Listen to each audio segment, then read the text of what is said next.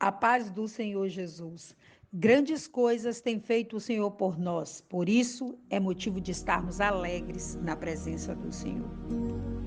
Deus, Ele nos chama para um concerto. E se Ele está nos chamando para um concerto, é porque tem algo que está quebrado. E o que está quebrado é a relação com o Senhor. Deus está nos dizendo que o fim vem. Vem o fim. A palavra de Deus é clara quando Deus nos diz que Ele trará a sua justiça, a sua sentença sobre aqueles que estão mortos pelos seus delitos e pecados. O meu nome é Cleide Valverde e nesses breves momentos eu estarei compartilhando a palavra que o Senhor tem colocado diariamente no meu coração. Mas antes mesmo eu quero pedir aos meus irmãos e às minhas irmãs que ainda não fizeram a sua inscrição nesse canal, que o façam, que deixe aqui também o seu gostei, que compartilhe essa palavra. Você sabia que existem pessoas que precisam ouvir a palavra de Deus através da sua vida? Sim. Essas pessoas, elas fazem parte do seu contato pessoal. Então, quem tem essas pessoas no contato é você. Seja hoje um instrumento de Deus, ajude com que a palavra de Deus alcance o maior número de pessoas. E quando você deixa aqui o seu gostei, você sinaliza para o YouTube que é uma palavra importante. E ele impulsiona para o maior número de pessoas. Amém? Hoje a palavra está no livro do profeta Ezequiel. O profeta que Deus usava, trazendo visões, do exílio babilônico. Houve um povo que restou, chamado remanescente, e aquele povo passou por esse cativeiro. E aquele povo precisava passar pelaquela situação para que eles pudessem retornar ao Senhor. Deus usou o seu profeta como ele tem usado hoje. E o profeta é a voz de Deus aqui na terra. Ouça a palavra de Deus. Dê crédito à palavra de Deus. Ezequiel 6, capítulo 7, que diz, versículo 7, que diz assim: E os mortos cairão no meio de vós, para que saibais que eu sou o Senhor. Amém? Glória a Deus. O povo estava totalmente voltado à idolatria. A idolatria exercia um grande fascínio sobre o povo de Deus, como hoje exerce sobre a humanidade. O povo estava disperso, longe dos caminhos do Senhor. Eles adoravam falsos deuses e a Deus também. A palavra de Deus é clara que diz que nós não podemos amar a dois senhores, porque nós, aleluia, amaremos a um e desprezaremos ao outro. E o que acontecia? O povo, no mesmo local que eles adoravam a Deus, que eles diziam que ele adorava a Deus, eles adoravam deuses feitos por mão humana. E o povo, ele tem se perdido hoje, como naquela época. Deus, ele permite que nós venhamos passar por situações difíceis para que a gente venha entender, para que a gente saiba que ele é Deus. Ele está dizendo que a espada dele desceria, que os mortos cairiam no meio de vós, os falsos ídolos. E ele nos chama a atenção, ele nos alerta: busque o Senhor enquanto há tempo. Deus está nos dando mais uma oportunidade de nos achegarmos com ele, de restaurarmos o nosso altar com o Senhor. Eu não sei onde foi que você parou. Eu não sei o que é que tem te afastado do caminho do Senhor. O servo de Deus passa por muitas batalhas. Batalhas espirituais que têm que ser vencidas com armas espirituais. Talvez você esteja usando, aleluias, a arma errada. A palavra de Deus diz que a luta não é contra a carne nem contra o sangue, mas sim contra principado, potestades e dominadores nas regiões celestiais. Você precisa conhecer quem é o seu inimigo.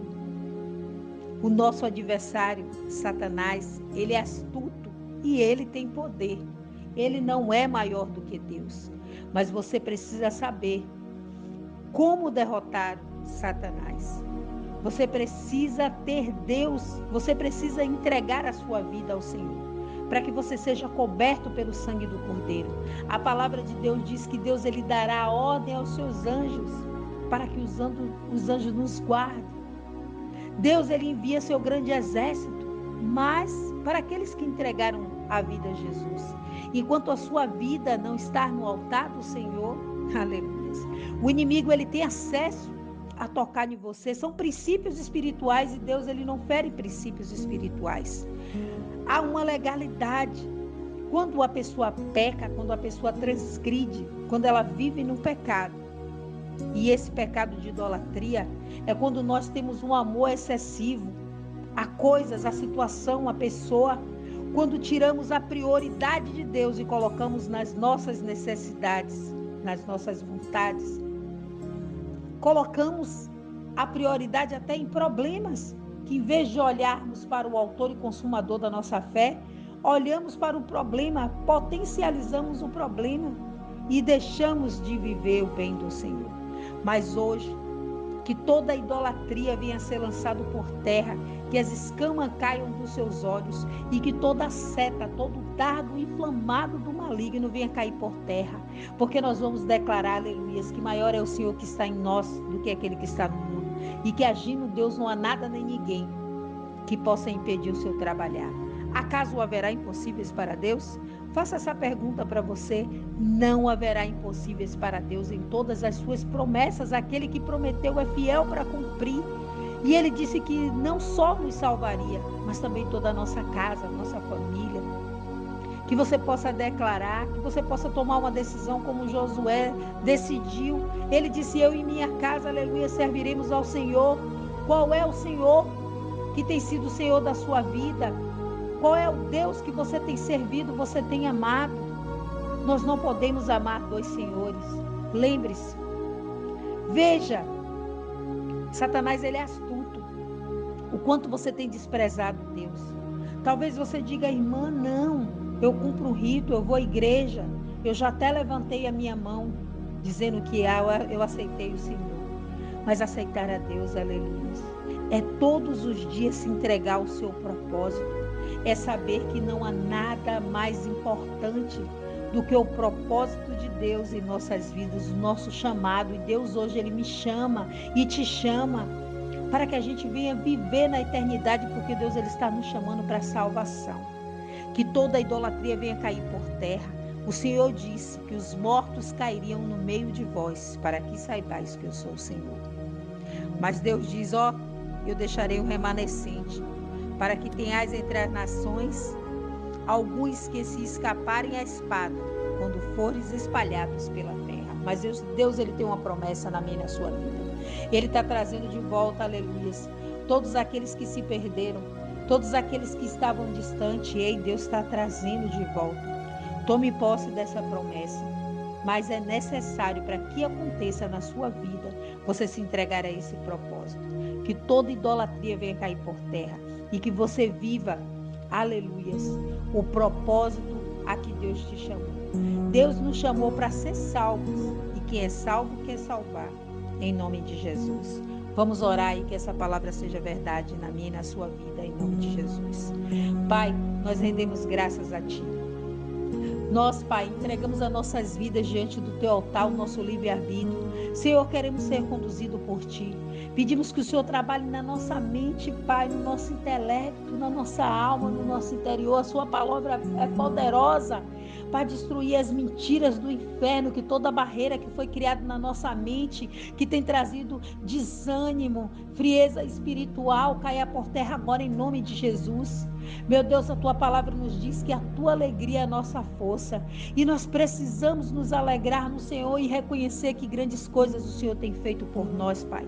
Por isso nós precisamos estarmos alegres na Tua presença, sermos gratos a Ti, porque o Senhor tem cuidado de nós. Meu Deus, trabalha mesmo, Pai. Trabalha no nosso sentimento. Lança por terra, meu Pai, tudo aquilo que tem impedido que a gente veja o bem do Senhor e venha tomar posse da promessa. A promessa de salvação, de reinar com Cristo. Nós queremos, Pai, entregar a nossa vida para que sejamos guiados pelo Teu Espírito Santo. Guarda a nossa casa, a nossa família.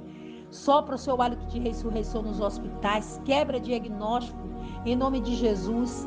Libera a causa na justiça. Dá honra ao Teu povo. Leva o suprimento àqueles que estão clamando. Faz obra de maravilha e glorifica o Teu santo nome.